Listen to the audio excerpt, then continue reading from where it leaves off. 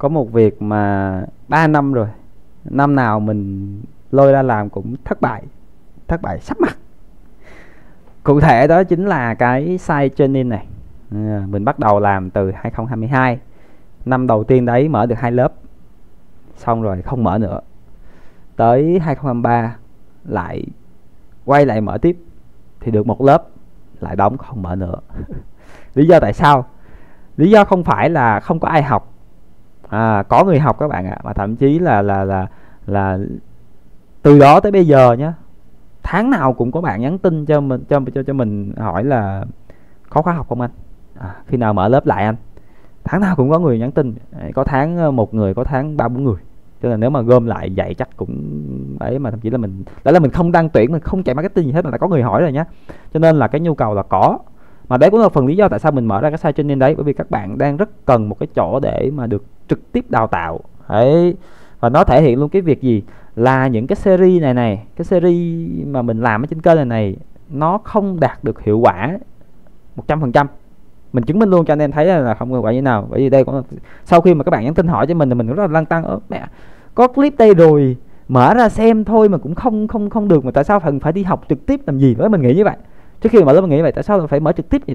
Tại cái kiểu của mình ấy là chả bao giờ mình học trung tâm gì cả, chả bao giờ mình học trung tâm cả. Mình cần cái gì là mình lên YouTube mình search là tập luyện mình xem là xong đấy. Nhưng mà từ lúc mình mở cái site game này ra, từ lúc mình có mấy cái series này ra, thì nhiều bạn nhắn tin cho mình học lắm. Mình tại sao lại phải như thế nhỉ? Mà clip tiếng Việt chứ phải clip tiếng Anh đâu. Nhưng các bạn vẫn có nhu cầu học các bạn ạ. Đấy, sau đó mình mới ngồi mới phân tích kỹ mấy cái clip này, mình phát hiện ra một cái vấn đề. Anh em xem nhé.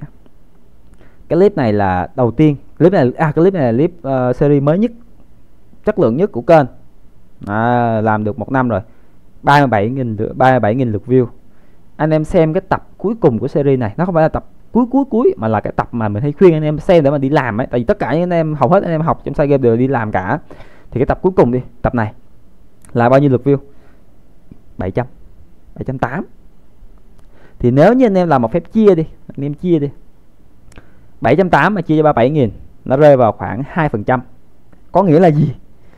Anh em giả dụ như đây là một cái lớp học, cái buổi đầu tiên khai giảng là có 100 người đăng ký học, ngoài kính hết cái room online luôn, ngoài kính luôn cả cái Discord livestream luôn. Phòng kính có khi Discord không cho tới 100 người đâu, nhưng mà đại là ngồi kính hết 100 người thì ngồi chật kính phòng luôn. Tới cuối khóa có 3 thầy trò học với nhau.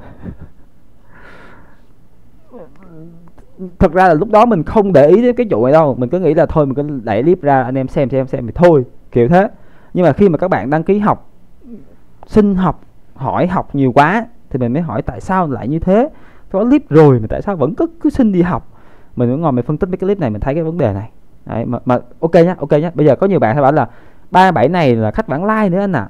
Tỷ lệ thực tế nó sẽ cao hơn. Đấy, ví dụ bây giờ 700 lượt view của tập cuối cùng là thực sự 700 con người. Nhưng mà 30 mấy nghìn này á, là khách vãng like trong đấy nữa thì ok. Khách vãng like như thế nào chăng nữa thì cũng phải, không lẽ 50% là khách vãng like đúng không? Phải có chừng điều đó như này, thì cho là như vậy đi. Thì tỷ lệ nó cũng lên được 5%. 2 người lên thêm được 3 người. Cũng không hiệu quả anh em ạ. Đấy là cái series này nhé. Đây là series khó nhé. Nhưng mà bây giờ mình thử sang một cái series gọi là dễ hơn đi. Cái series đầu tiên chỉ có 37 tập thôi, 34 tập thôi, đúng chưa?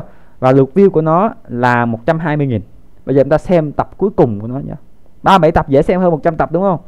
Bao nhiêu lượt view? 8.000. Bây giờ em chia đi, 800 chứ, 8.000 chứ. 8.000 mà chia cho 120.000 là cũng 6%. Cũng 6% thôi đúng không? Cũng rất là bèo. Thôi bây giờ cho là mình gọi là trừ khách vãng like ra 50%, thì nó cũng rơi vào đó khoảng 16.000. Cho là 15% đi. Có nghĩa là gì? Có nghĩa là lớp 100 người thì cuối buổi cũng chỉ còn lại có 15-16 người ngồi với nhau. Cũng quá thấp. Thế thì ok, anh chê thấp thế thì bao nhiêu là đủ? Theo quan điểm của mình nhé, là phải 78% mới đủ. 70% mới đủ. Thì cái số này nó có cao quá hay không mình không biết được. Nhưng mà thật sự là nếu mà để cho mình thỏa mãn á, thì cũng phải là 78%. Cho nên lúc mình mở cái site training á, mình đang rất kỳ vọng rằng là kết thúc khóa học đấy, gọi là ví dụ lớp 10 người đi, ví dụ lớp 10 người đi, thì ít nhất cũng 7-8 bạn là ra được kết quả như mình mong muốn. Thì ở đây mình không nói là các bạn học kém, các bạn bỏ nửa chừng rồi các bạn không đạt được hiệu quả, mà mình đã nói đây là cái chương trình học của mình ấy, mình không có cách nào mình đo đếm được xem là cái tỷ lệ hiểu bài, cái tỷ lệ nắm được bài là bao nhiêu phần trăm.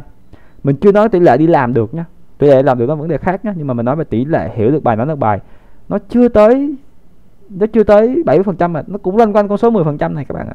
Nó loanh quanh con số 10% này thôi, cho nên là mình rất là không hài lòng với chương trình học do mình thiết kế ra. Đấy, mà thậm chí nhá, cái năm 2022 là mình chỉ thiết kế kịch bản trong đầu thôi. Tới năm 2023 ấy, là mình ngồi xuống mình viết hết tất cả giáo án cụ thể là ngày nào làm cái gì, mình viết hết ra, mình chuẩn bị sẵn hết ra luôn. Nhưng mà nó vẫn loanh quanh con số 10% đấy. Như vậy có nghĩa là gì? Có nghĩa nguyên nhân không phải là do giáo án, mà nó là một nguyên nhân gì đó khác, mình méo biết.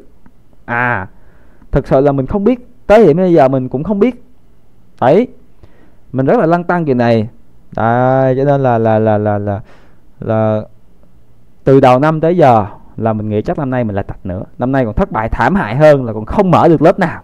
Đấy, thì đang sầu não như vậy thì hồi tháng 4 mình nhận được cái mail này. Nhận được cái mail này.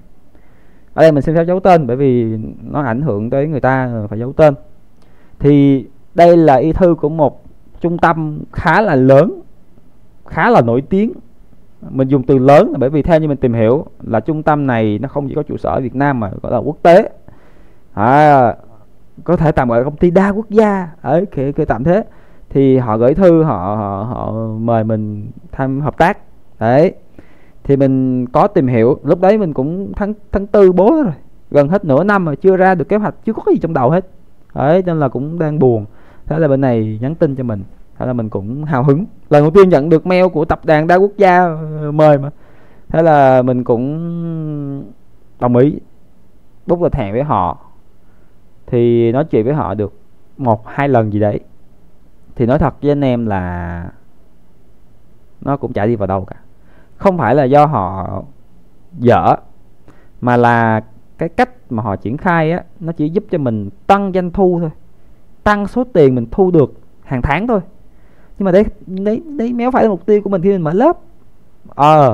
Bây giờ mà muốn tăng doanh thu cứ mình book dự án có khi được nhiều tiền hơn ấy. Nhưng mà đây không phải như vậy. Anh em cứ tưởng tượng ví dụ thôi nhé. Ví dụ như bây giờ mà một tháng đi, mà mình tự dạy cho anh em như cái kiểu hồi 2022 2023 ấy, mà một tháng mình thu được khoảng 10 mấy 20 triệu, thì khi mình tham gia cái này, một tháng có thể mình sẽ lên được đó 30 mấy 40 triệu, có thể là hơn nữa. Tại vì người ta có kênh marketing, có tức là mình lúc xưa mình làm nhé, là mình chỉ tìm học viên ở trong site game thôi, mình không có đăng tuyển bất kỳ chỗ nào, không có chạy quảng cáo gì hết, mà đã như vậy rồi. Thì bên này họ có đội ngũ chuyên họ làm cho mình cái marketing quảng cáo luôn, tức là họ tự kiếm học viên về cho mình luôn, thì chắc chắn là số tiền nó sẽ hơn rồi, đúng không? Nhưng mà cách mà nó tăng số tiền là nó tăng số lượng học viên các bạn ạ. Ví dụ bây giờ mình làm việc với 10 mấy 20 bạn, thì bên đấy có thể cho mình một lớp đó 50 100 bạn, kiểu thế. Đấy, thì nó sẽ tăng số tiền lên. Nhưng mà đấy không phải là mục tiêu của mình. Đấy, cho nên là mình đã từ chối khéo bên này. Đấy. Thế là sau đợt đấy thì mình cũng nghĩ thôi, chắc là năm nay tạch thật rồi. Thì cách đây một tuần, hơn một tuần, chính xác là hơn một tuần, thì lại có một bên nữa nhắn tin cho mình. Thì tạm thời bây giờ mình chưa có khui cái tên ra được, bởi vì mọi thứ vẫn trong cái giai đoạn thương thảo, trong giai đoạn gọi là ký kết hợp đồng thôi, chưa có xong. Đấy, nhưng mà cái muốn nói đây là gì? Là khả năng cao là năm nay sẽ có site training 3.0. Và lần này thì mình khẳng định luôn là nó chuyên nghiệp hơn lần trước phải 3-4 lần. Không dám nói chục lần tại vì đã triển khai xong đâu, nhưng mà theo những gì mình làm việc với họ thời gian từ lúc đó là cái là một tuần là mình nhắn tin cho mình, là từ đó tới bây giờ là gần như lúc nào hai bên cũng trao đổi với nhau, ở book lịch hẹn với nhau mấy lần rồi để mà lên kế hoạch cho cái vụ này.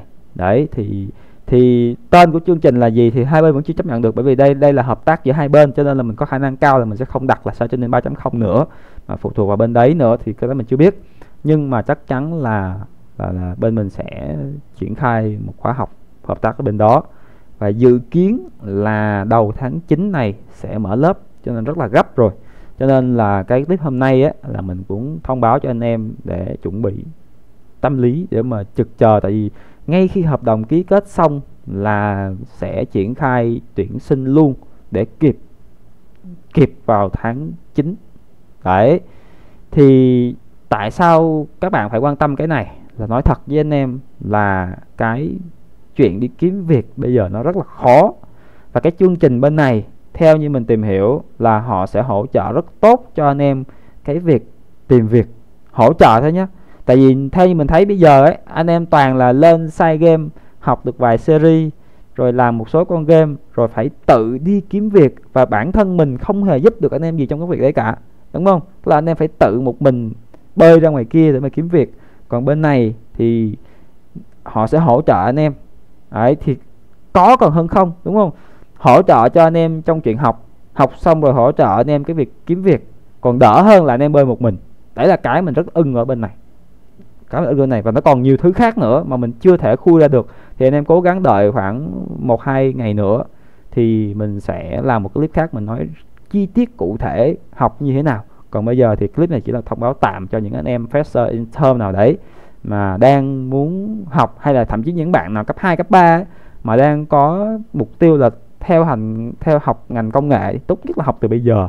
Bởi vì cái năm này tuyển sinh cực kỳ khó. Cách đây khoảng hơn 1 tháng mình có tình cờ, vô tình vô ý đi phỏng vấn ở trong một công ty chuyên về làm game, với đầu vào là mình ứng tuyển với vị trí là game developer. Nhớ thẳng với anh em, như mình ở đây này, vào còn tạch sắp mặt luôn. Và mình rất là bất ngờ với cái đầu vào của họ. Đương nhiên là khi bạn là fresher hay là bạn gì đấy thì các bạn vào nó sẽ dễ hơn mình.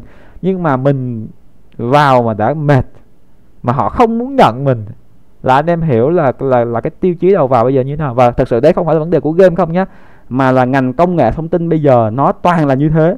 Nhất là sau cái đợt đại suy thoái này, người ta vung tiền ra là người ta vung tiền ra là không như hồi xưa nữa. Hồi xưa là người ta có rất nhiều tiền, người ta vay được chỗ này vay được chỗ kia, người ta tuyển rất là dễ dàng, người ta không đắn đo về cái việc tiền nữa. Người ta là cứ có ai ứng tuyển mà người ta có tiền là người ta thuê.